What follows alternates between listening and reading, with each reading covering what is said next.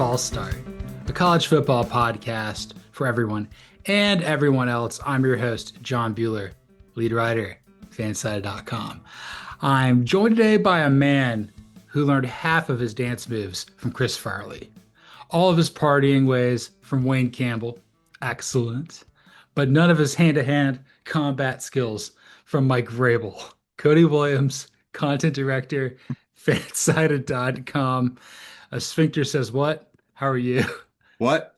I'm doing good, man. I can tell you've been watching Wayne's World, always good. Unfortunately, I do not have the Ohio energy that Mike Vrabel is bringing to Foxborough because, my God, what a man. I love him so much. He's lived that double horseshoe life wherever he goes. Can he suit up for the Patriots? I mean, if he could, he would, I feel like, like if there was ever a coach to be like, get your ass off of my field. I'm going to show you how it's done. It's Mike Vrabel for sure. Drake, when you throw a pick, I want you to bite him. That's right. If I see any of that Dan Marino mamby-pamby nonsense, I'm going to throw you in the river. That's right. The old Tangi's going to have one more body, brother. It sure is. And we're going to have another episode today of our conference preview shows. This one's going to be all about the Big Ten. So it's going to follow the same format of our SEC show for the first 5 segments, and then we're going to drive in the ditch to end the show because why the hell not? Look, if it's a false start episode and we're not in the ditch, then did we even really record it? That's the real question. You are driving or are you thriving? And this is false start. That's right. So obviously, we have false started here. So let's get started with our first topic of the day, which is, oh my God, where is it on here? Oh, the Paul Finch satin kimono, and definitely maybe. Yes, Jesus, sir. tabs are going wild, man. I've been dog sitting too long. I'm losing my goddamn mind. Oh, the dog's messing with your tabs. I get it, brother. All right. So who is definitely maybe for you in the Big Ten this year? Definitely, maybe. It's a team that I think I would say probably over like the past month or so, I've really started to come around on. That's the Washington Huskies.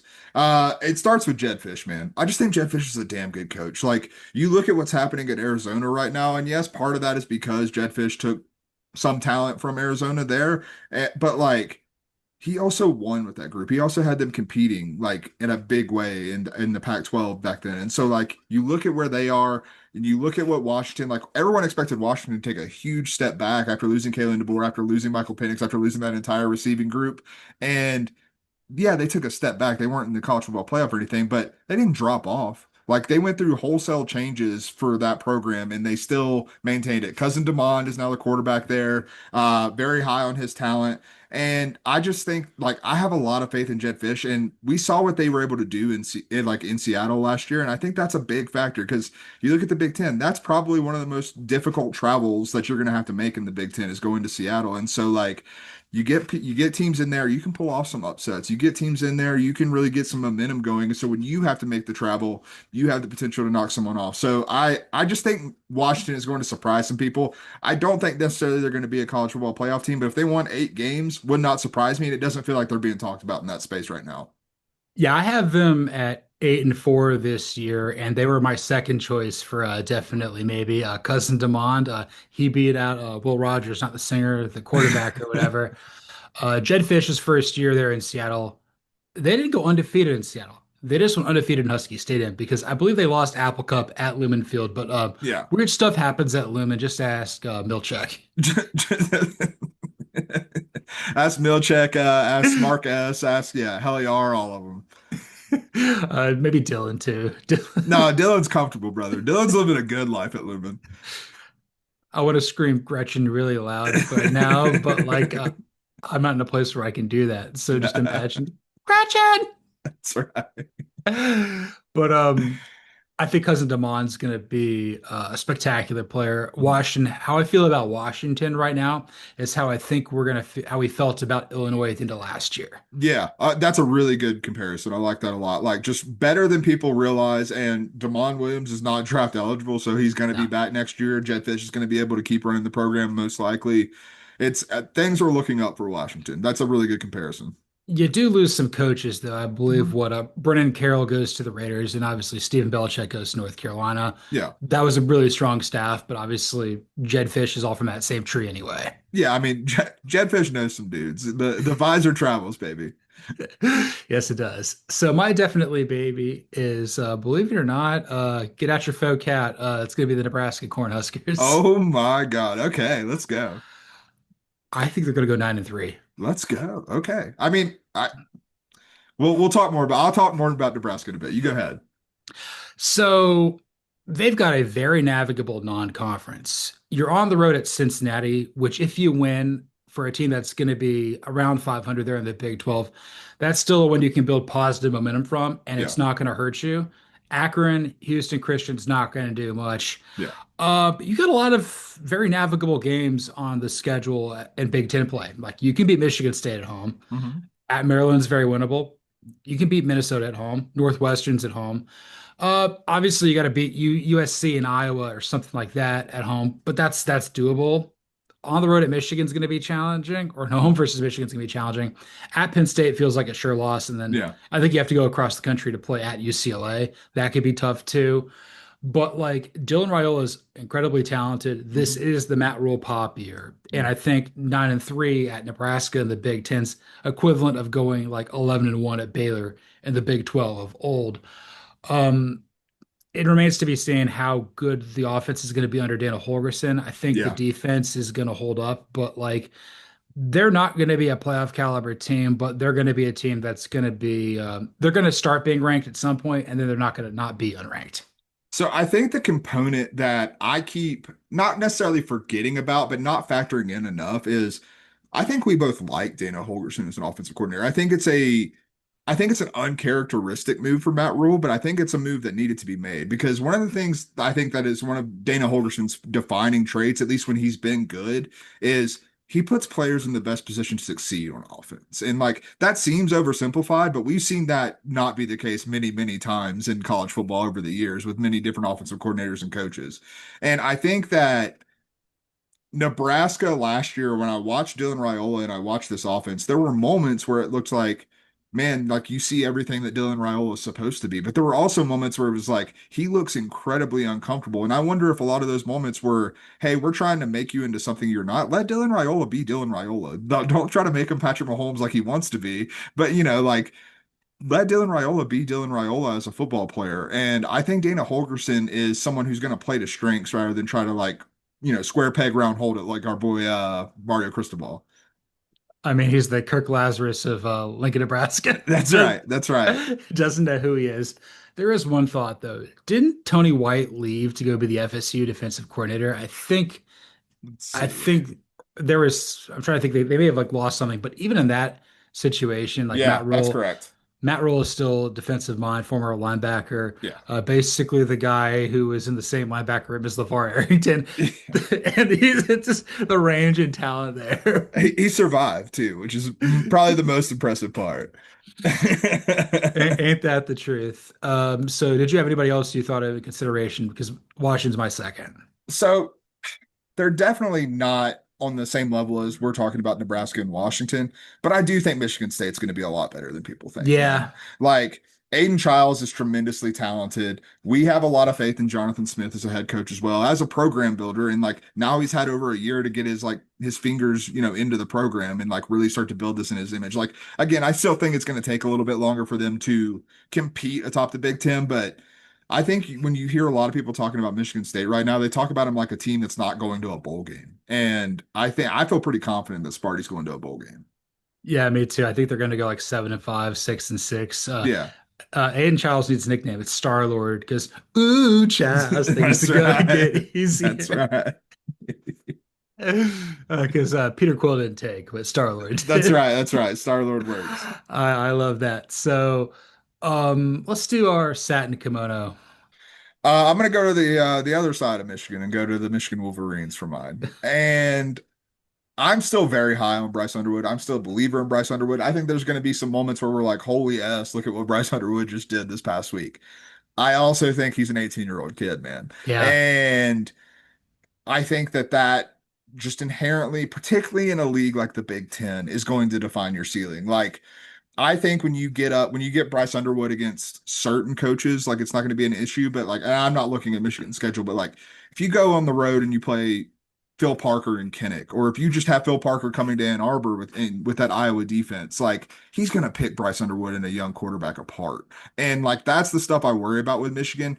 They're going to be ranked as a top 25 team, probably a top 20 team when the AP top 25 comes out. And when I look at that, I just think that they probably in this like in the year probably between 25 and 35 rather than that. So I think like it's not like a full blown like they're bad, but I just think that there's a very, very defined ceiling for Michigan and it's not as high as people think just because I think people believe that because of the talent of Bryce Underwood, but there's a lot more factors going on than just the talent.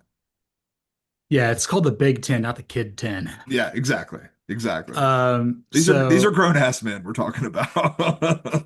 I've got Michigan as like an 8-4 team Yeah. with like a 9-3 ceiling.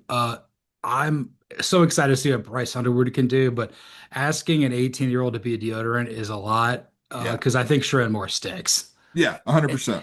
And I'm also going to go out on the record and say this. They're going to lose and they're going to get their ass kicked week 2 at Oklahoma, and Sharon Moore is sort of homecoming.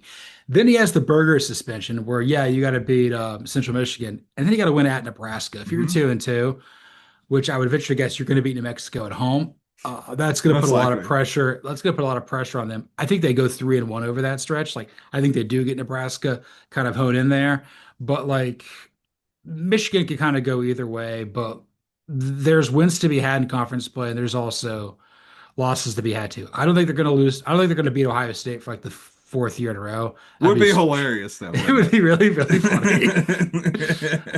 it? Mine is a team that I actually have Michigan losing to, which shockingly it's going to give them one of their 6 wins. That's going to be the USC Trojans. Okay. Okay. Yeah. So down on Yeah. them. 100%. That I mean, like, I th- I almost didn't even consider USC just because like I feel like when you and I like you're obviously the person I talk college football with the most in this world, but like, you know, when you and I talk about USC, we're so down on them collectively that like I don't even consider like the thought process of someone being thinking they're gonna be good. They have some awful games on the road, and they were proven not to be road warriors under Yeah. Lincoln Riley in the Big Ten. You got to go to Champaign-Urbana. That's an L. You got to go to South Bend. Maybe you can catch some lightning in a bottle there and maybe do it, but I don't think so. You got to go to Lincoln. That's going to be tough. You got to go to Eugene. Yeah, good luck with that. And then also you host Iowa, UCLA, Michigan State, Michigan. Like, and I'm banking on them basically getting a sweep over Michigan, like really being, Yeah. especially in Michigan, like the Red Hot Chili Peppers. Like that would be really good for them. We'll talk about this probably more with it's getting hot in here. Maybe I'll just throw this bit out here now. Anytime USC has been good, they've had a defensive-minded head coach that loves to run the football, and Lincoln Riley doesn't know how to look at defense or really how to run the football, so it runs completely counter to what makes USC good. Yeah, I mean, USC's offense last year was ugly. And like I think we'll find out pretty quickly whether or not that was a Lincoln Riley problem or a Miller Moss problem because Miller Moss is now with a great offensive mind in Jeff Brom this year. And so like that's going to be a really interesting storyline to watch it between, the Big Ten and the ACC there. But you're right. I still don't have faith in this defense. Like I don't think that they have the talent that you frankly need to compete in the Big Ten on defense right now. I think they have improved at coordinator over since they fired Alex Grinch, but I don't think it's anything we've seen anything substantial at this point. And I bet like I just think that again, going back to it, Lincoln Riley's calling card was his offense. It was supposed to just, light the world on fire, light the Pac-12 on fire, and now light the Big Ten on fire. Brother, it's not been good for a couple years now. Like even the final year with Caleb Williams, like it still wasn't pretty. It was Caleb, like everything good that happened was Caleb Williams being freaking talented, and that was basically it. And yeah, I'm very low on USC this year. Like it would not shock me if they did not make a bowl game. And I mean, I like Jade Maeva. I think he's got something about him. Like there's a certain level of toughness that I think this team could potentially rally around, or they could be doing cartwheels in the streets like it's Miami Dolphins training camp practice, doing it for the Instagram. That's right. Yeah, and I'm a little bit lower on Jade Maeva, but I do agree with the point about the toughness. That is like I do think he brings that. He has a lot of moxie. I just don't think he's particularly talented. That's where my drawback is with him. But like I do think that if there is a hope for USC, it is rallying around kind of that identity. I don't think that's particularly likely when Lincoln Riley's your head coach, kind of working counterintuitive to that, but nonetheless. I mean, if it all goes according to plan, you're going to go 9-3 and just miss out in the playoff, but like 6-6 is very possible. Yeah, absolutely. Anybody else you're down on? Uh, kind of Iowa. It wasn't like I can't be full-hearted with it, but like, and like we've talked about it. I'm high on Mark Gronowski. Like I like the guy. I think he's very, very talented. I've just watched so much Iowa football to like truly believe that this offense is going to turn around. And like I don't care. Like I feel like it's more of an Iowa problem than it is a player problem. And like I understand that like Mark Gronowski is not Spencer Petras. Mark Gronowski is not the predecessors that we've had in Iowa. But like I just have a really hard time seeing where they're anything more than what Iowa has been. And without the divisions in the Big Ten anymore, I think that's a 7-5, 8-14. I'm a little bit higher on Iowa than you, but I could see you now. Like, we could totally move you to Chicago. You could put on a Bears hat and you could act like you went to Iowa and people would believe you. Oh, 100%. Yeah. The amount of Hawkeyes football you watch. That's right. Yeah, like I used to play quarters with Ty Schmidt back in the day. That's right. We would play for Brian lives in my basement. we would we would play for the John Wayne Gacy Kentucky Fried Chicken Double Down. He invented it, uh, Giacomo Magatti invented the piano key necktie. That's right. And I got a Zoolander reference coming up at the end of the show. Just you wait. Can't wait. I cannot wait. The other team that I'm down on, I am so down on Wisconsin. Yeah. Luke Fickell's a Group of Five coach. As much as I think Billy Edwards could be fun, they're trying to make a goldfish climb a tree. They're trying to harvest snow in Key West, Florida, running an air raid there. It doesn't work. It's like Lars Ulrich trying to play drums to Tool. He will make the pieces fit and That's throw right. for a time. That's right. They won't, but he'll tell you he did. I put that in an article that you edited today, and I was hoping Scott Rogus would see it because he would just be so mad because he loves Metallica. Yeah, he does. He may or may not be related to Lars, to be honest with you. I'm not gonna drive us in the ditch too far, but when I was a senior in high school, we took a public speaking class and we had to do like different types of speeches. Like one was educational, one was something else. But then the big one, like one of our finals, was persuasive. We had to be like present a persuasive argument. One of the guys in this class there were five of us that were on the soccer team together, and we were all horrible teenagers, just getting in trouble all the time. But one of them is one of the biggest AC/DC fans I've ever met in my entire life. And the other guy is a really big like guitar guy. Like he played guitar his entire life. And his persuasive speech was how Angus Young can't play guitar at all. And it made the AC/DC fan, the most mad I've ever seen a human being in my entire life. I love AC/DC. He's not that wrong. It's No, not. it's not. It was a very persuasive speech. To be clear, he got an A on Um, it. the late Malcolm made all the riffs, and then Angus just like dribbled up and down a fretboard. I mean, he has like a fifth grade education, like Vlad Guerrero. It's great. He's getting held back every year in his uniform. And yeah, I mean, and let's be clear, like I'm not the most musically knowledgeable person in the world. Like I like music, but like I don't know, I can't. I'm tone deaf as can be. But a lot of the same riffs happening there, a lot of the same chord progressions going on in AC/DC songs. I like AC/DC, not crapping on them at all. But yeah. No, no, I'm not going to crap on them either. But who likes stuff to be crapped on? Who's hot S? That'd be Nelly because it's getting hot in here. Let's That's move on right. to that. Five hottest seats in the Big Ten. This is going to be a lot of fun. There's going to be a lot of overlap, and there may be some stuff that's a little bit shocking. So, who do you have at five? So before I start, I just want to preface this. There's not a lot of coaches in the Big Ten like that I think are like truly on the hot seat going right now. Like I think there's three that I think you have a viable case for saying they're actually on the hot seat. Then there's like a group in the middle, which is where my 4 and 5 are going to come from, that there's a world where they end up on the hot seat pretty quickly. And I'm going to start there. Number 5 for me is Matt Rule. Oh, And really? yeah, Yeah. because I'm not down on Matt Rule, to be clear. I'm not probably as high on Nebraska as you are, but I do think it's going to be still a pop year. Like I could see 8-4 definitely for this team. However, if it's not, if this offense looks as pedestrian or worse as it did last year, if we do not get the Matt Rule pop year, man, this Nebraska administration, this Nebraska fan base is not gonna sit around and wait again. They're not gonna go through another Scott Frost situation where they're just fine with sub mediocrity. I don't feel No. like. And so if this goes where they're fighting for bowl eligibility again, like playing 4 games to try to make your first bowl in forever, or now your second bowl, like I just don't see that going very well for Matt Rule. And so that's kind of where I came down on that. I think that's fair. That's kind of how I've got with my number five, who I'll get to in a second. But like, if it doesn't hit, Troy Danon's not tied to him. Troy Danon came over. He's like, I built on Washington after 5 months. I could bail on you, and That's right. I could get Vince Warren Buffett and Ndamukong Suh to give Lane Kiffin $12 million to come here. 100%. Tell Lane Kiffin he can be the governor of Nebraska for all he cares. We will give you Lincoln. That's right. Well, it's called Lane, Nebraska. It goes from Lancaster to Lincoln to Lane. His first order of business is building a railway system called the Lane Train. All roads lead to Lincoln. Lane Train Memorial Stadium. This is Fall State. Yes. So number five, I've alluded to it. That's Sharon Moore. Okay. It's if Michigan has like another year where like they're not playoff viable or close, the administration and the fan base are going to make him wear it. And they're Mhm. like, you know what? We're going to go get a guy that we actually know is a Power Four head coach. I'm not necessarily saying that this guy is going to work, but I think PJ Fleck could be potentially be an upgrade over him with what that they would do. Very cheesy. It's just it would work, and he'd probably win 10 games every year there with Michigan's talent resources.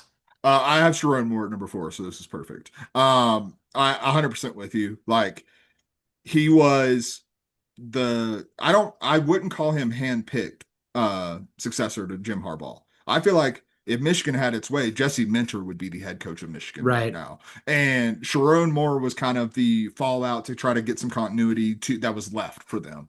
And that's not exactly a vote of confidence to begin with. You No. know what I mean? And with how things went last year, with how awful the offense was to watch, I don't care if you still beat Ohio State. Like it was like if you want people to fill up the big house, like you've got to have a watchable product, and that was not a watchable product for much of last year. And that's when you have an offensive minded head coach. Like, could Bryce Underwood change this? Absolutely. Like Bryce Underwood could be the factor that saves Sharon Moore's job, maybe pushes hot seat talk for 3 years until he's gone to the NFL. But if he doesn't hit the ground running, if things do not go well for Bryce Underwood, that's going to be put on Sharon Moore. It's not going to be put on Bryce Underwood. It's going to be put on the so-called offensive mind that they have as a head coach who's not getting the most out of one of the most hype recruits that we've seen in a long time. I mean, Michigan's offense at times looked like the final year of Indiana with Taven Jackson playing quarterback, like the team Yeah. with no hands. Like it looked Yeah. like something out of salad fingers. It was disgusting and uncomfortable, and I just wanted to get away from it. Edward Scissorhands trying to carry paper. Ain't that the truth? So number four for me, I don't think he's on your list, and I feel bad putting him on here. That's Northwestern head coach David Braun. Okay. Okay. So he was hired to be the defensive coordinator under Pat Fitzgerald. I think he was either the defensive coordinator at either South Dakota State or North Dakota State. Mhm. He comes in there in the wake of what Nebraska going no Northwestern going 0 for America. They beat Nebraska in Dublin. They got to fire. Still one of the funniest seasons that's ever happened. I know they got to fire the greatest person in Northwestern football history, Pat Fitzgerald, for essentially a toxic hazing culture. Yeah. David Braun comes in. They rally around. They have one of those good every 3 year seasons at Northwestern. They go to a bowl game. They may or may not have won Carmageddon at Wrigley. Mhm. Then last year they took a step back. I feel that like with Ryan Field being renovated, the renditions we've seen of it look fantastic, but the program is basically playing on Alcatraz at this point. Yeah. There's no energy, there's no juice, there's nothing. And that's not what Northwestern's trying to do. Northwestern's like, we're going to put state-of-the-art facilities across the board. We want to be the best academic power college football program in the country. So they may do a clean sweep here. They may say, hey, Mike Kafka, you want to come back to alma mater and run this? Mhm. They could also potentially go after your former head coach, Jason Garrett, who has Ivy League ties and has interviewed at Duke and Stanford. I think he'd be a candidate. I don't know if he'd be good, but like Yeah, he'd be a candidate. That's for sure. I just kind of think that like if they go like, oh, what do I have Northwestern going this year? I don't want to waste any more time on that with them. I've got them going a very delightful 3-9. Yeah. Yeah. So your points are well taken, and I could definitely see that being the case. I guess like the reason I don't have him on here, but like it's just looking at the same situation two different ways, and like perhaps I'm looking at it through a little more optimistically with the Northwestern administration. Like I would hope that David Braun is getting some grace because of the situation that he did not create the situation that's happening with Northwestern right now with Ryan Field and like no juice behind the program. He did not fully create that. Could he create a better product on the field? For sure. Like that's definitely part of it, but like I do feel like he's in a very unforgiving situation that is not of his doing completely. And like to me, I wonder if they give him at least 1 year in the new stadium before they would make this type of move. And that's the only reason I don't have him on here. But your points are all well taken, and it's not out of the question that you're completely right. And your read on the situation is the correct one. Yeah, your point there is good. It's like this is a situation he didn't ask for, but there's three other coaches who might be better than him that are Yeah. in very tough situations in conference play. That would be Deshaun Foster at UCLA, Jonathan Smith at Michigan State, and Barry Odom at Purdue. And I Yeah. think that like if you're getting passed by all of them, and then you're down there with like the knuckle draggers of God, I don't know, Luke Fickell of the world, like Yeah. that's a problem. No, 100%. And like I was, doing some research for this segment particularly. I saw a publication. I can't remember who it was, but they had Deshaun Foster in their top five for hot seat watch. Oh, it was CBS Sports actually. Like they ranked all the coaches by the hotness of their seat, and they had Deshaun Foster at 4. And man, I feel like a guy who overachieved in his first season at UCLA, given the situation, and then got Nico to come to UCLA. That cools your seat off pretty quickly for me, if you're Yeah, asking me. but it could turn on pretty quickly because that's how I felt about David Braun this time last year. It's So, true. It's true. all right, we may have the same people for the top three. Yeah, I think the order is probably a little different.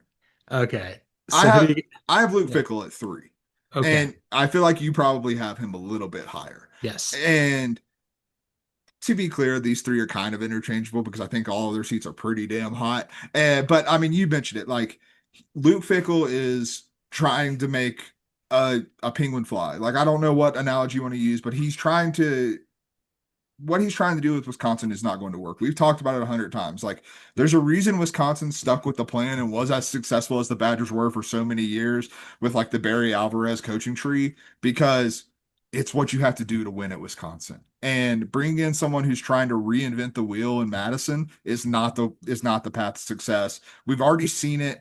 I Billy Edwards, if there's a guy who I think could give a glimpse of hope, give Luke Fickell a little more time, it might be Billy Edwards. But I don't foresee that actually working out well for him.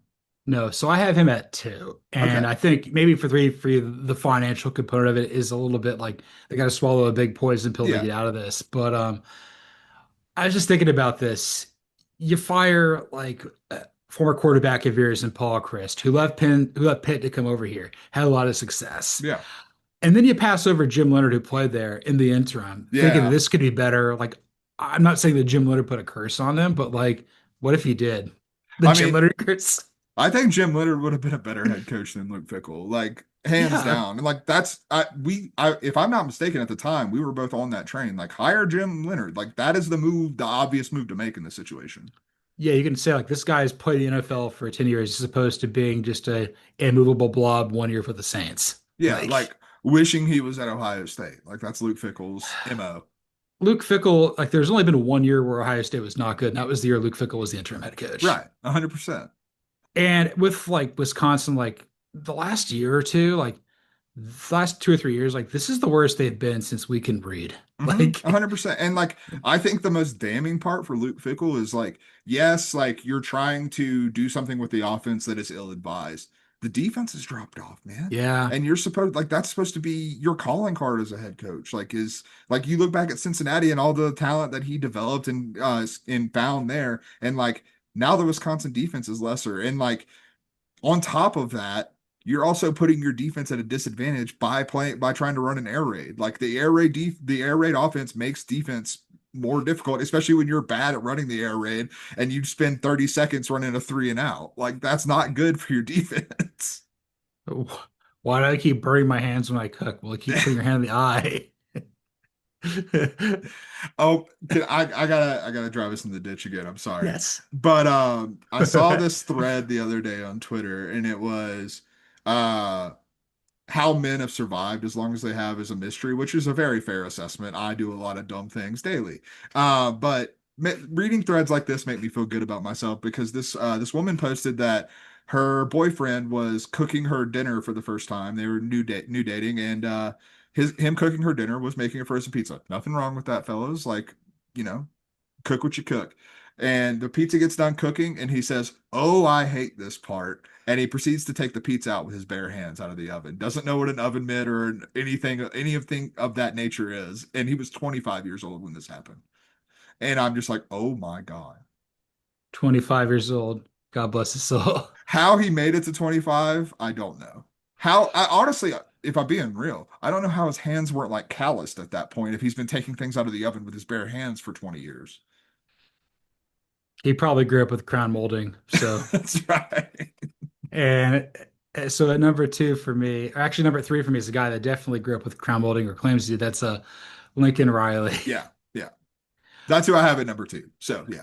So speaking about how men survive the song, have you ever heard of this thing called the Dunning-Kruger theory? Yes, I have. I have. Basically, for the folks at home, it's where the less you know about something, the more confident you are in what you know. So you eventually go up this thing called Mount Stupid.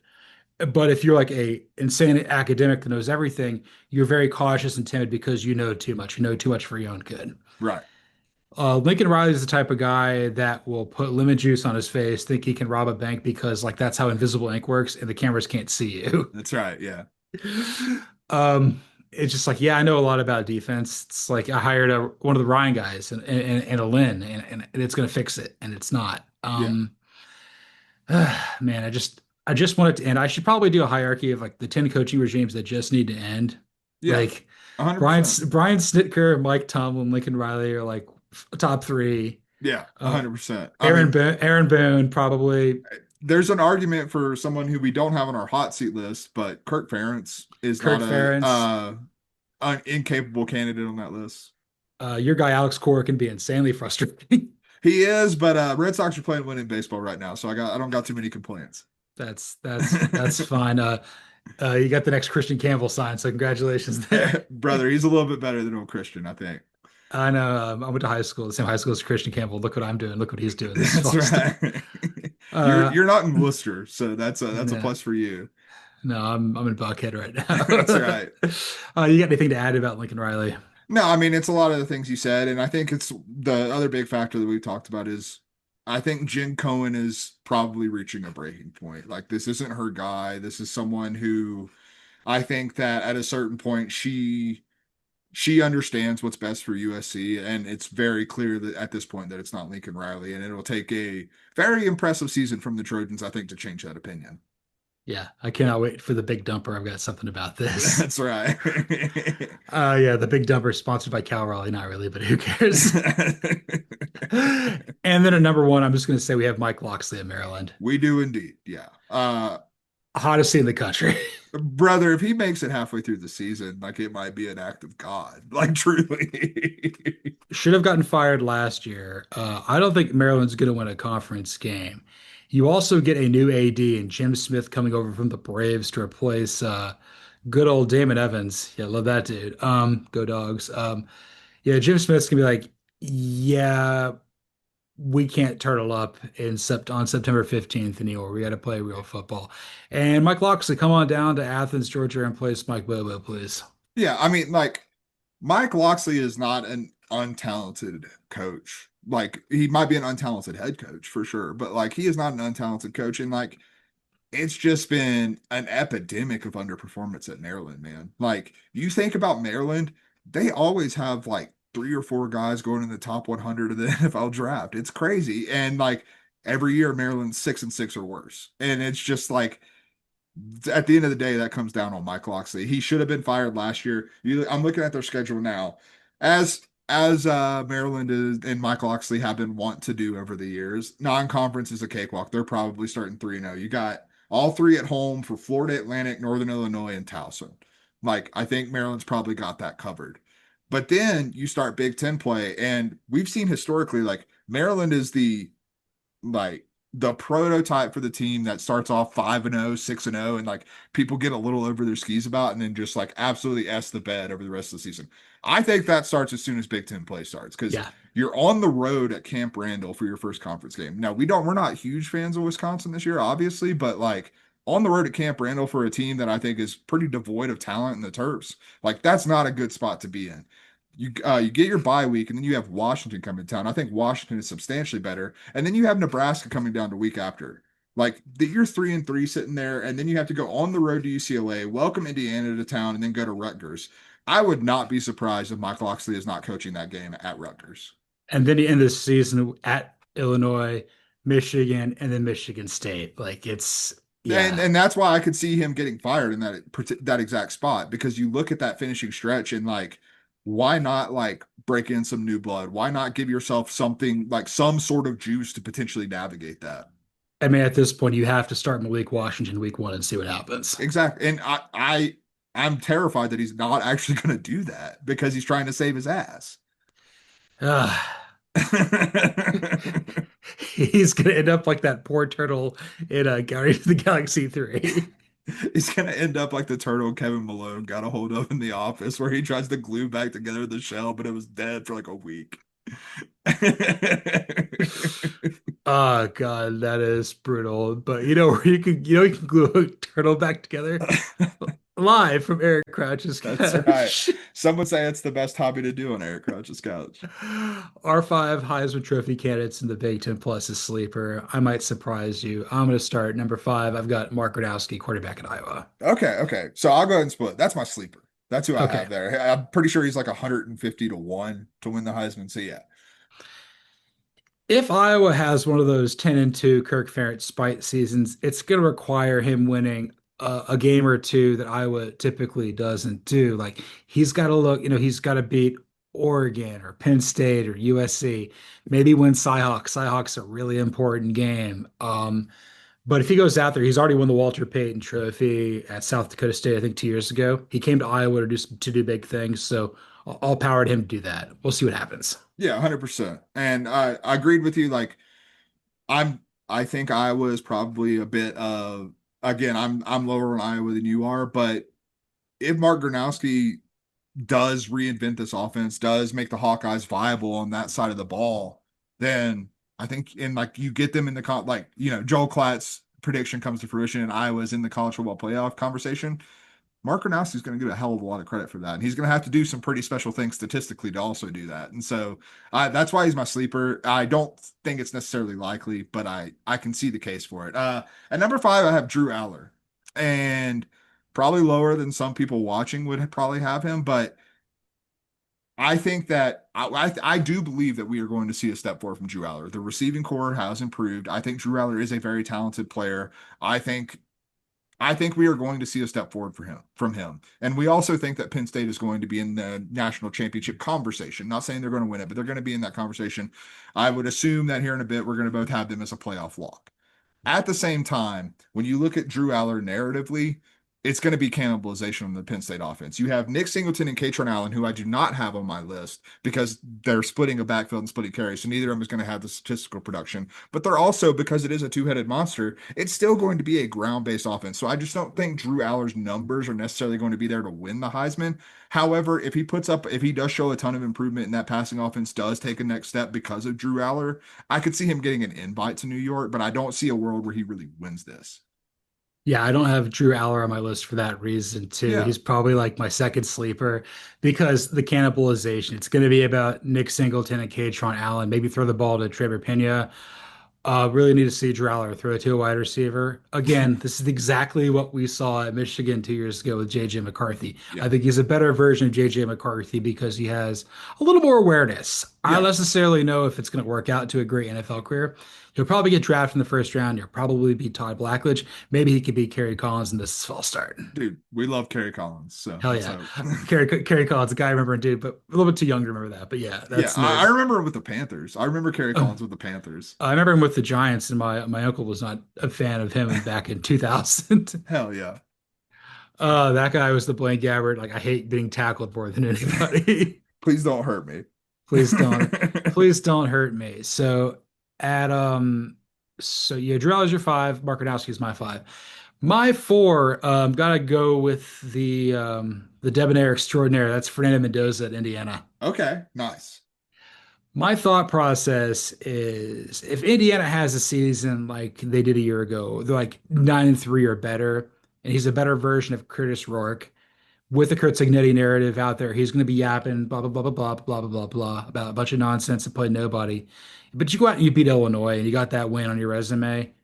Fernando Mendoza throws for a lot of yards. Maybe he'll live up to the hype of being a first round pick.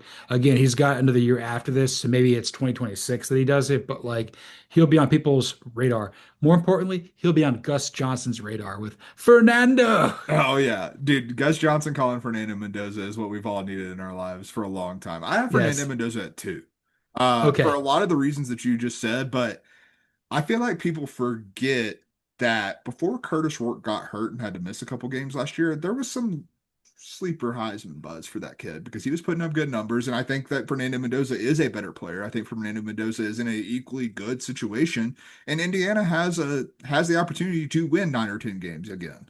And if that happens, like Fernando Mendoza is going, if he stays healthy, he's going to put up a hell of a lot of numbers. And I just feel like the narrative is there. Like you said, Kurt Cignetti is not going to let him go unnoticed. That's for damn sure. And so, like, I think it all shapes up really well for the opportunity for Fernando Mendoza. One thing I do want to say with Fernando Mendoza at two, and for the rest of my list, I'm pretty convinced that no one from the Big Ten is winning the Heisman Trophy. That's kind of where I came out of this exercise. It was not as it was not as the SEC had a lot more better candidates. Yes, 100%. So who was four for you? Four is where I have Bryce Underwood. And kind of the same thing that we're talking about with Fernando Mendoza and kind of the same thing we talked about with Mark Gronowski. If it goes well for Michigan, it's going to be because of Bryce Underwood. I would almost guarantee that. And if he's as like, let's live in a world where my concerns about his inexperience are immediately pushed aside and he just looks like the goods immediately. Like he's just that talented that it doesn't matter. Again, do I think that's likely? Not particularly, but it's not impossible. And if it does happen, Michigan is in the college football playoff conversation, people are gonna want to jump on the Bryce Underwood hype train. Everyone who's not an LSU fan, I should say. That's fine. They've got their own guy who That's may right. not be he may not be as clutch as Underwood, but that's neither here nor there. Yeah. Don't have Underwood on the list. Got to kind of wait and see what happens Yeah. here. Doesn't have the insurmountable hype train that Arch Manning does, where I got to put him on here. Mhm. But I could agree with you of him being like a sensation there for Michigan. At three, a guy I don't know if you've got on your list. I've got Oregon running back Mekhi Hughes. Ooh, no. Okay. Okay. I My thought thought about it. I thought about it. my thought process is Oregon's probably going to be a lock for both of us. We don't necessarily trust Dante Moore. We don't really know what they've kind of got offensively. Defensively, they've got Betcher, they've got Uyangale. Like they'll be pretty good the front Yeah. seven. Oregon's always got good defensive backs as well, but like I think Will Stein's gonna be like, you know what? I'm gonna run the ball. I'm gonna get a Mhm. head coaching opportunity. And we got this guy, Hughes, coming over from Tulane, left an opportunity to go maybe play for the playoff with the Greenies. I think they're gonna give him the rock. And look, I don't really remember anybody's name who was a good running back at Oregon, but they were there outside of LeGarrette Blunt, but they were there. They were there. I mean, there's been some good ones. There was Jonathan Stewart way back in the Oh yeah, there day. we go. Guys I'm for remembering dudes I'm forgetting one. like LaMichael James. LaMichael James is exactly who I was forgetting. Yeah, I remember LaMichael James quite a bit. I thought he was going to be a god in the NFL. Did Could not happen that way. did Uh, Ken John Barner play there? Maybe. yeah, see, they've got a bunch of dudes who, honestly, if your team has a kick returner, there's a 99% chance he was a running back at Oregon. That's kind of where it comes down to. I feel that. So who do you have at three? Or At three, no, or at three, three? yeah, it's Yeah, three for three. me. Okay. And it is Dante Moore out of Oregon, and I'm less convinced that Will Stein's going to change his stripes. I think it's still going to be a passing centric offense, and my having Dante Moore here is my faith in Will Stein more than it is my faith in Dante Moore. I don't know if Dante Moore's any good, but I know that I didn't think Bo Nix or Dylan Gabriel were that good, and they were still Heisman candidates with the numbers that they put up at Oregon. And at the end of the day, I wonder if this is just truly a plug and play offense. And in a conference where I don't see a ton of tremendous Heisman candidates, I'll bet on the guy who has the coordinator I trust the most. I think that's fair. He's got the better pedigree or the better star rating. He was a 5 star. Mhm. Nix was like a high four. I don't even think Gabriel was a 4 star. Yeah, I mean, he was, he might not even been three coming out of Hawaii. Like, I mean, Yeah, 5'11" quarterback going to UCF out from Hawaii, like that doesn't scream recruiting pedigree. following McKinsey Milton to Orlando. Yeah, exactly. Okay. So at number two, I don't know if he's on your list. For me, I've got Illinois quarterback Luke Altmaier. I do not have Luke on here. It pained me, but I did not have him. I think one of the differences that he has over Gronowski, over Moore, over Mendoza is he's been in the system for a while. Yeah. I don't remember who Illinois' OC is, but he's been there with Brett Bielema. You see this thing turn around.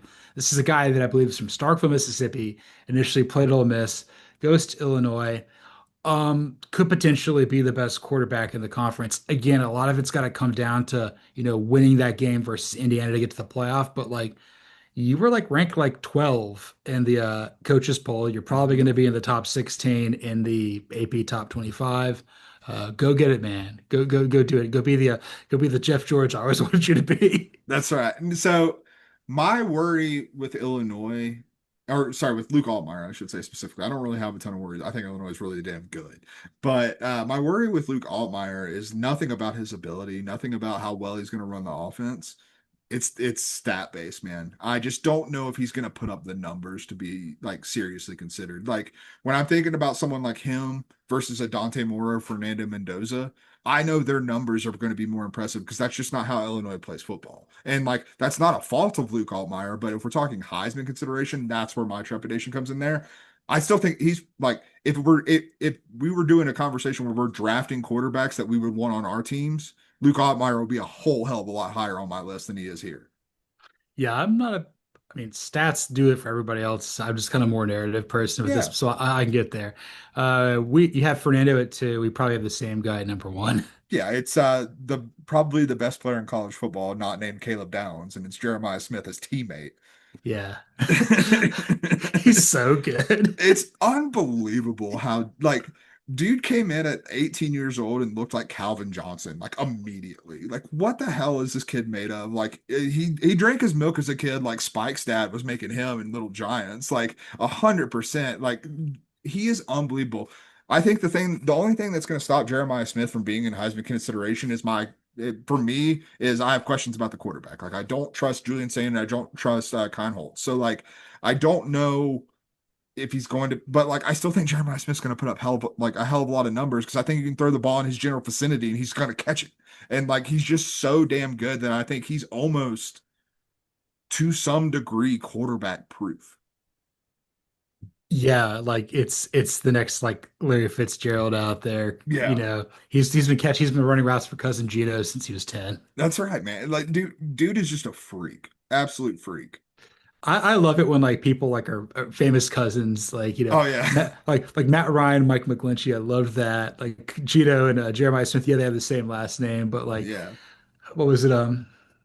God, Jalen Brown's cousin was that awesome defensive back for the Jaguars, AJ Uh, Bouye, I think. yeah, yeah, yeah, Yeah, booyah, yeah, yeah, yeah, yeah. yeah. Jalen Brown's from my hometown. Took Kristaps Porzingis to American Deli. It was just like what a time.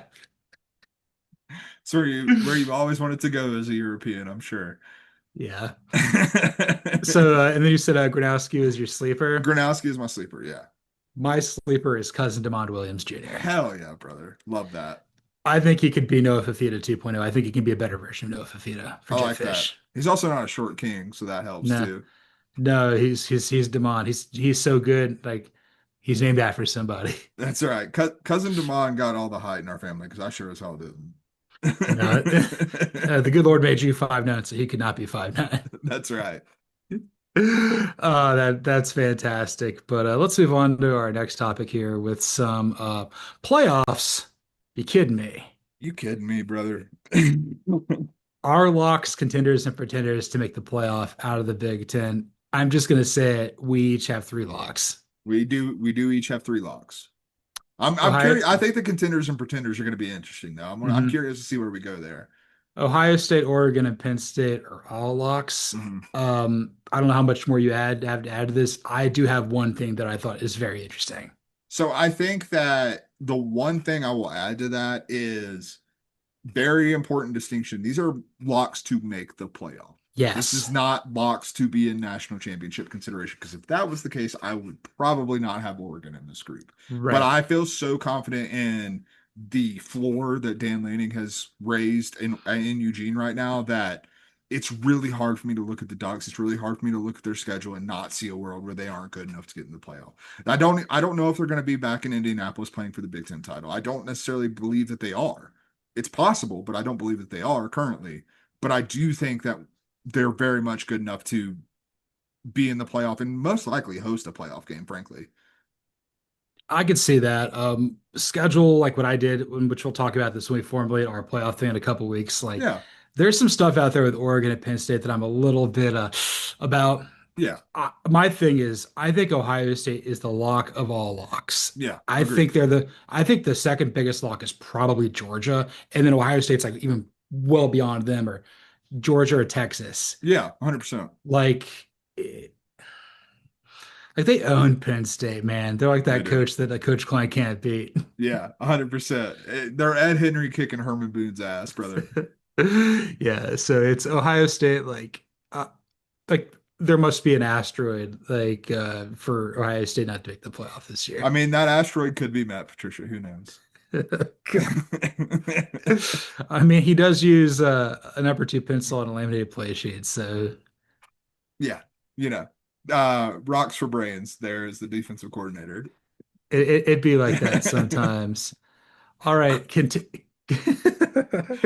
the downgrade from Jim Knowles, who we think is the best defensive coordinator in the sport, to Matt Patricia, who we don't think can like order from McDonald's for himself. I mean, the guy showing up with like a Frank Reynolds grease stain on his shirt to be the Lions head coach. I think he'll be okay. I think he'll figure it out, but like it's going to be a downgrade for sure. Yeah, 100%. And just spoiler alert, that's a lot of the reason why I'm leaning Texas in week one in that matchup because Steve Sarkisian versus Matt Patricia trying to figure his way out around college football. I'll take Sark in that matchup. Caleb, go be where I need you. Yeah, that's right. All right, contenders. How many do you have? I have three. I have four. Okay, okay. And I think I know who you have in contenders that I probably have in pretenders. Okay, a contender. I would say Indiana's a contender. Yep. I would say Illinois is a contender. Yes, sir.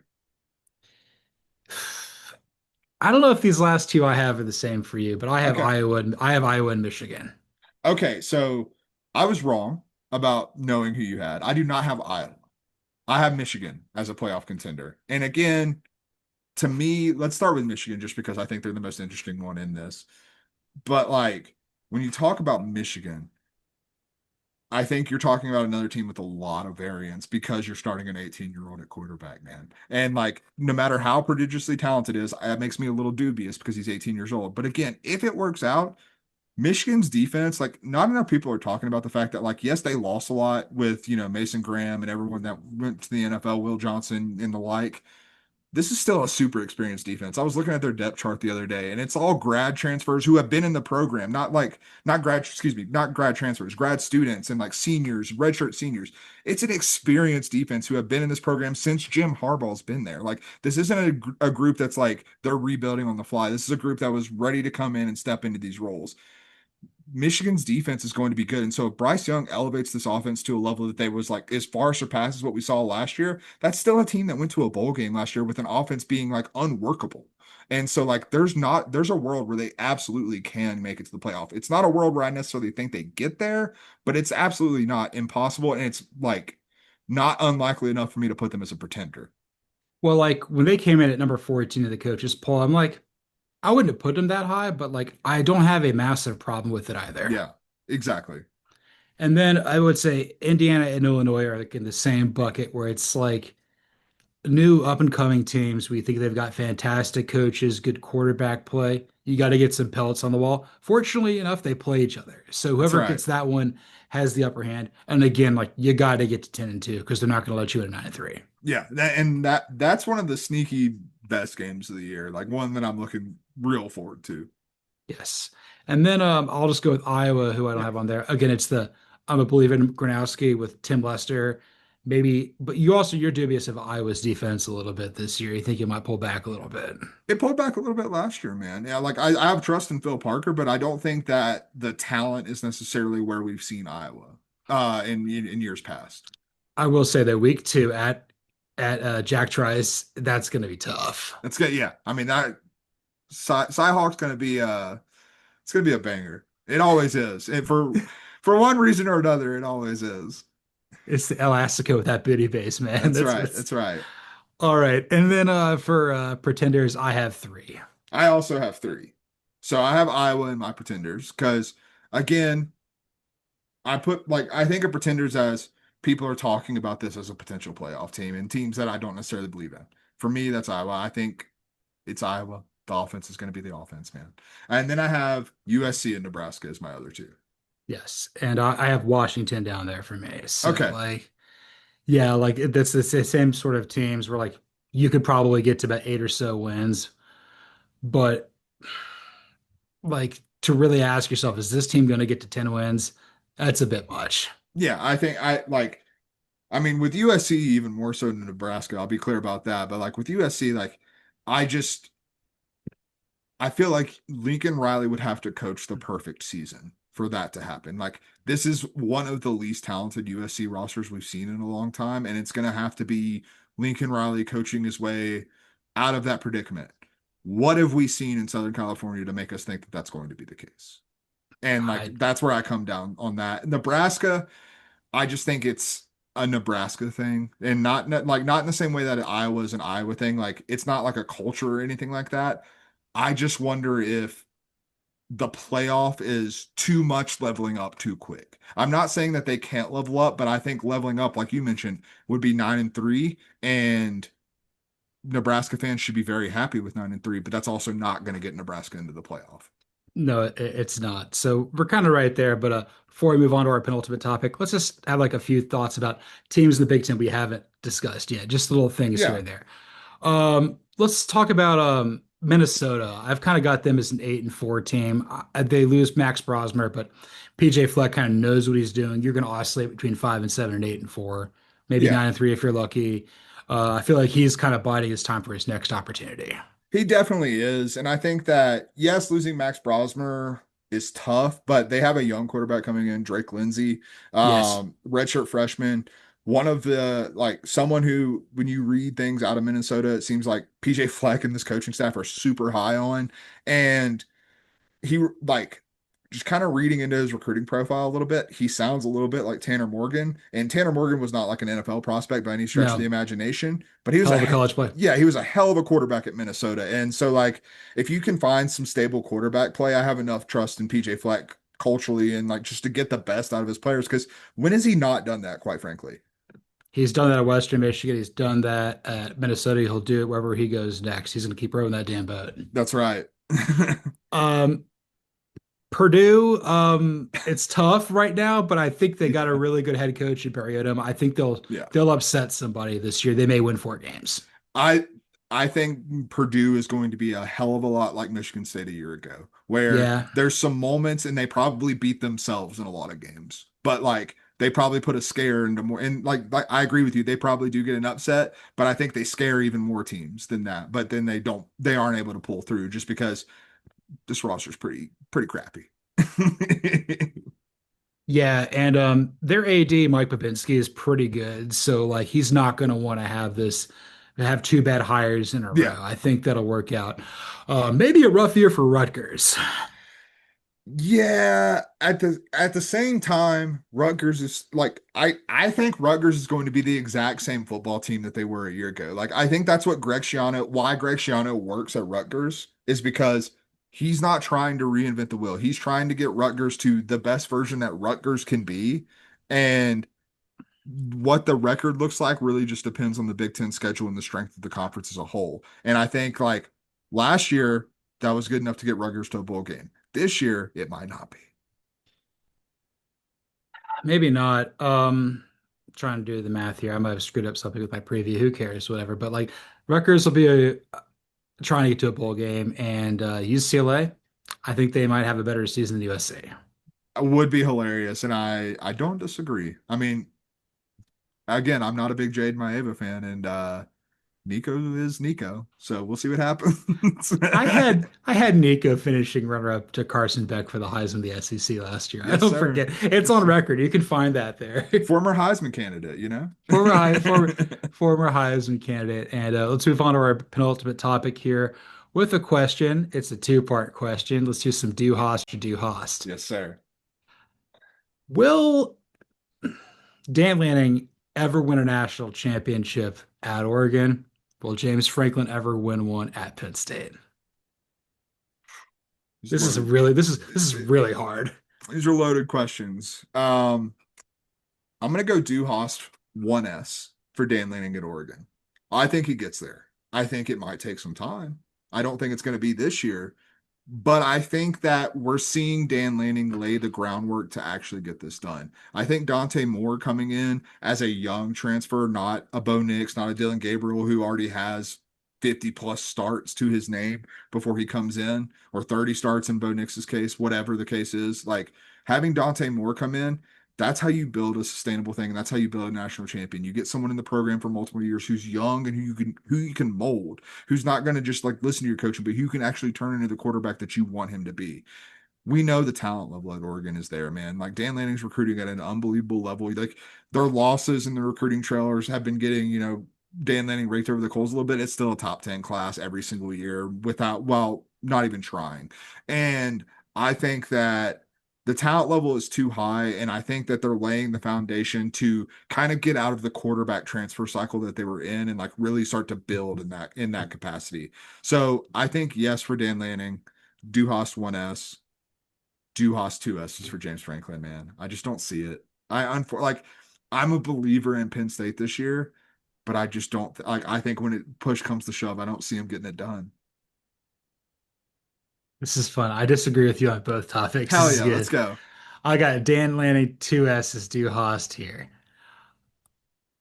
I think he's going to win a national title somewhere else. And I Okay. think it's going to be at Alabama because I don't think Okay. Kalen DeBoer is going to work. I like He's that. got to he's got to go with where the ink is on the rib tat. So he can go to Georgia and place Kirby Smart. Yeah. He can go to Pitt. Why? But he can go to Alabama because he's worked there. I think at the end of the day, I read this in an article.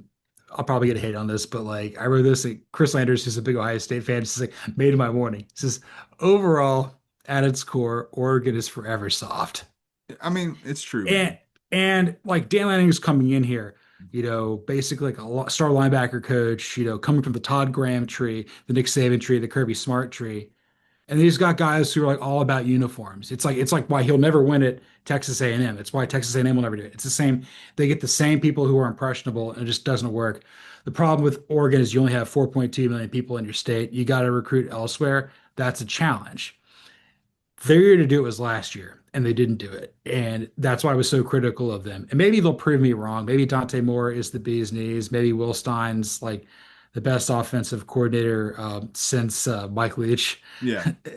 But like, I think he can do it. But he says, I'm going to be in Eugene forever. I don't think so. I think that there's going to come an opportunity where like Georgia or Alabama will open up and he'll go there and he'll win one there. Yeah, I mean, I think there are quite a few people who thought Brian Kelly would be at Notre Dame for a long time about this point in Dan Lanning's career. And Yeah. then he went down and then became a Bayou boy. So Yeah. That's it.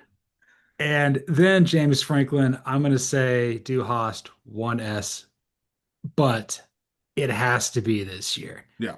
I don't think it's this year, but I would say that Penn State is in a group of five teams that I think can realistically win a national championship. Hmm. That would be Georgia and Texas, the SEC. That would be Clemson, the ACC. That's Ohio State and Penn State in the Big Ten. You have all the stuff, but you can drive, but you gotta put that thing into gear, man. Yeah. You gotta rip some coach eyes or some show me how to live, crank some audio slave, and drive like Ricky Bobby, man, to be number one. Nobody's gonna slingshot you there with some shake and bake, man. You gotta make it happen. Got to shake it before you bake it. But yeah, no, dude, I think that my worry with James Franklin, and it's kind of funny that James we're pairing James Franklin and Dan Lanning here because I can't think of two coaches that have like different like heart rates. Like Dan Lanning is like jacked up at like all the time, and then James Franklin, I don't know if he has a pulse. Like he's just like stoic as possibly can be. And but like I think my worry with like I'm getting super worried about Penn State this year just because like I feel like I don't know how James Franklin is going to respond to the pressure of this season. Yeah. And like, I think that this is obviously the opportunity. This is the window of opportunity that you've been building this program for. It's going to be over after this year. Like, you're going to have to rebuild a hell of a lot because Bo Pribula is at Missouri now. That was supposed to be the successor to Drew Aller. You're losing both running backs in Singleton and Allen. You're all the weapons that you brought in this in the transfer portal are leaving after this year. You're still going to have the defense. You're hopefully still going to have Jim Knowles, but like this year is your window of opportunity. And if he doesn't get it done this year, I still don't think like I remember, my former coworker Anthony Cochran asking if Penn State would fire him. I still don't think he gets fired if he doesn't win a national championship this year. But I think that by the time Penn State and James Franklin were to be able to build up to the point they are this year with the program, James Franklin's not going to be the head coach of the program anymore. I mean, if you go 10-2, you lose to Ohio State and Indianapolis the second time, and then you lose in the first round to someone like Clemson or Arizona State, yeah, maybe you do go. Yeah, yeah. But I mean, they went on a run last year. Like they were a semifinalist a year ago. So like I don't want to discredit that. They got effing SMU at home and they had to Yeah. play Boise State. Like, come on, man. Hey, look, there's going to be a G5 team in the mix this year too. Like I mean, Yeah, not it gonna be can a happen. three. That could be a three seed, but that's You okay. don't know. You don't know. You don't know, but we do You do know. know.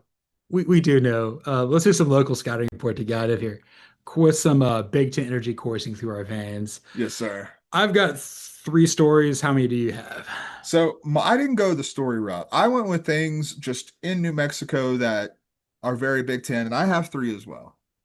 Okay, uh, you go first.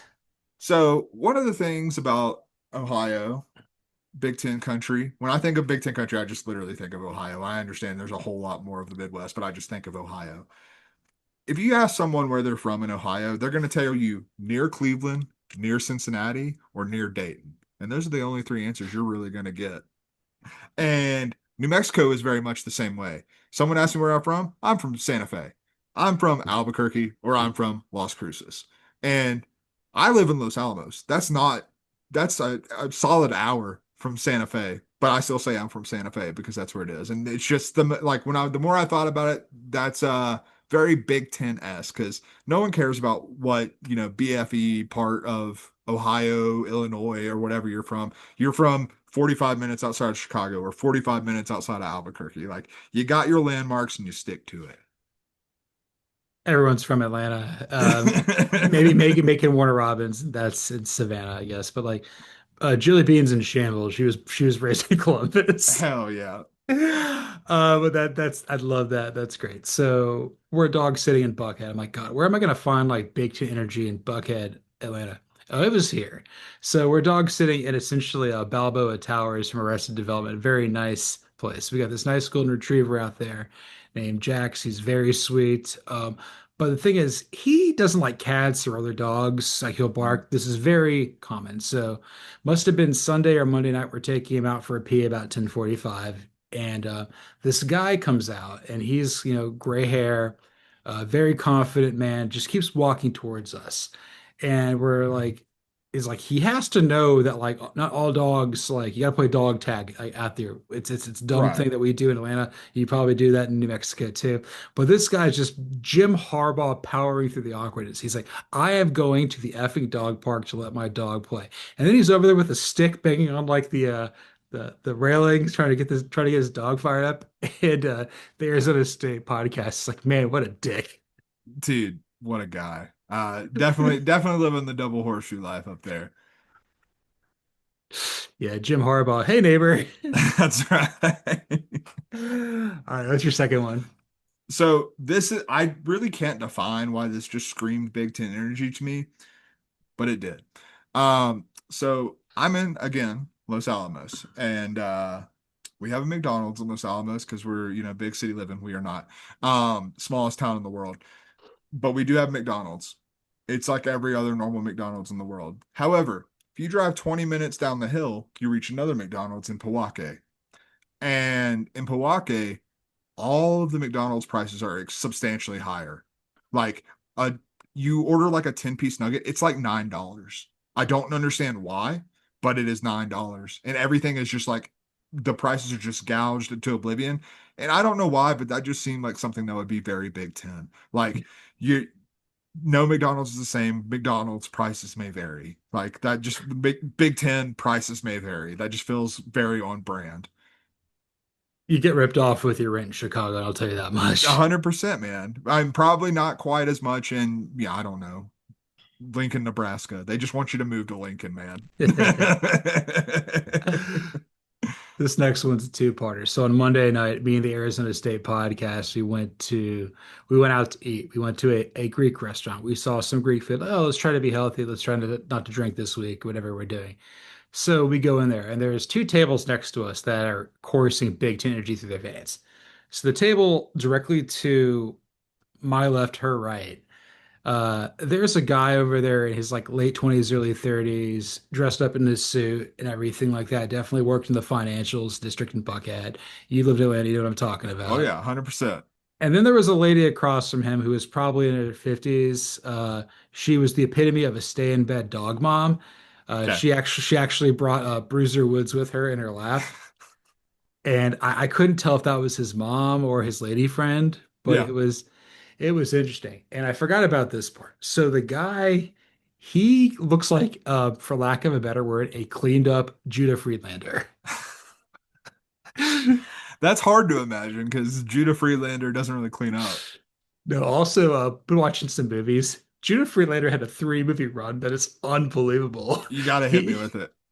he plays the clerk in Meet the Parents with a whole Yeah. bunch of Yeah. mums. Yeah.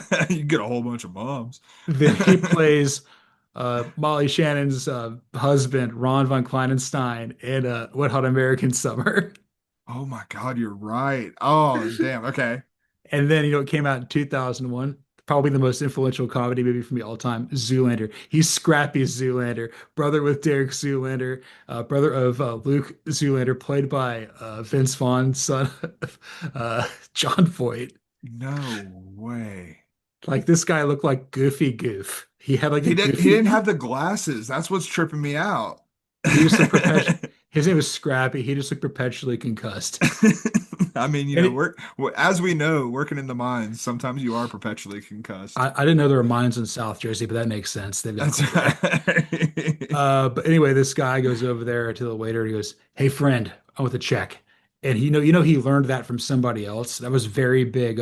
I'm very important Chicago vibes. Oh, 100%. And I lied. My last one is a story, actually. Big Ten energy, just thinking everything about your conference, your area of the country is just better than everyone else. I'm driving down the road that we live on yesterday, Bueller, and I'm going the speed limit, 25 miles an hour, residential area. I don't want to hit a kid. I don't want to hit an animal. Being safe, responsible. This jackass takes his Mercedes passenger van and whips it out like he's in Fast and the Furious right in front of me. I swear to God, dude was like 10 feet in front of me. I have to slam on my brakes going 25 miles an hour to avoid hitting him. And he doesn't give me a, oh, sorry, doesn't give me a, oh, didn't see you there. No, just like looks at me, acknowledges that I'm there, and just keeps driving. And I was like, you definitely went to the Ohio State University with that kind of energy. I got a guy that lives in my apartment complex with a giant truck with Ohio State plates on there. Like we can never back our car out because of that. Yeah, it infuriating. All right. So there was another part to the Greek restaurant. There's a guy at another table over here. Uh, then I got one more after this. So this Okay, guy's at I'm this sorry. guy's Sorry to no, interrupt you. it's cool. This is hilarious. So there's two guys having like dinner. One guy's wearing like a beret or a stupid hat I would never wear. This other guy, he keeps getting up with his glass to go to the soda fountain behind like the maitre d' desk to fill it up. Like that's like treating it like it's a Chuck E. Cheese. That's It's like he's Gus Malzahn at Arby's, bro. all right. And the last bit is we made the mistake on Sunday afternoon, like right after like 1 o'clock, going to Whole Foods Market. Not only did we run into the church crowd, but we ran into people who did nothing productive over the weekend, who were trying to collectively get their rest together to be a young, impressionable person at 7 a.m. on Monday. It was a war zone in there. Like you would have thought people, like everyone was just running around the place. You would have thought it was the McAllisters trying to catch a plane to Paris. Kevin is still in the Whole Foods, actually. That's the plot twist. I swear to God, we're like in like an aisle. We're getting like, I don't know, like tender fish or like spice or something like that because we're gonna eat something like that afterwards Yeah. after done recording. This lady runs in there and either does like a lacrosse dodge around the Arizona State podcast or tries to weave her way through like Russell Wilson at a Richmond Mall growing up. And it was just like I want to hit that lady with a car Oh, just 100%. so she could never walk again. It was like the most invasion of private space I've ever seen. Like people bump their carts into Rosie all the time at Publix. It's like Whole Foods, like they're coming at you. Brother, as someone who worked at a specialty grocery store, let me tell you, there's no worse clientele in the entire world. I swear to God, man. Like the day, like I worked at a place called the Fresh Market, which is southeastern chain mostly. I think they tried to expand to Yeah. the west, did not go well. Um, Man, you get some of the most entitled and rude people in the entire world. Like, and thankfully, my bosses liked me because I did not handle that particularly well all the time. I remember one time, there was an item that was like being discontinued, but we still had like the space on the shelf because we hadn't reshelved things yet. And I was like, and a customer asked me, it was an older lady who I could just tell by looking at her that this was not going to be a pleasant interaction. And she's like, what happened to this? I love this stuff. And I was like, oh, I'm sorry, I got discontinued. She said, well, when will it get back in? And I said, it's discontinued. It's not coming back in. And that was a personal affront to her. And she wanted to speak to my manager. And I was like, I mean, you can. He's not going to do anything, but sure, go ahead. And we're not going to do much more after this because this was episode 198. Not quite the same transition, but still pretty good. It's good. I liked it. Emotional kick in the balls. That was the best. Yeah. I haven't laughed that hard in a while. It got me right in the right funny bone, I tell you. It was amazing. But yeah, you can follow me, John Buhler, on Twitter, the X at Buhler118. You can follow Cody Williams at the Sizzle 20. You can follow the show at CFP if balls start. Like, rate, listen, subscribe, review on Apple, Spotify, YouTube, anywhere there's podcasts. Give us a 5-star review. That's how many championships I think the Bears won before the Super Bowl, but they've only won one since there's been a Super Bowl, and they're probably never going to win another one, That's right. especially with Caleb Williams. That's right. Sorry about your cousin, man. It's okay. He's the cousin no one likes, so it's fine. But even if you don't like him, or even like us, like hit that like button, hit that subscribe button. Yes, We please. really need you to do this. Smash it like it's a Patriots fight and you're Mike Vrabel. There we go. Keep on living that double horseshoe life because this is false start.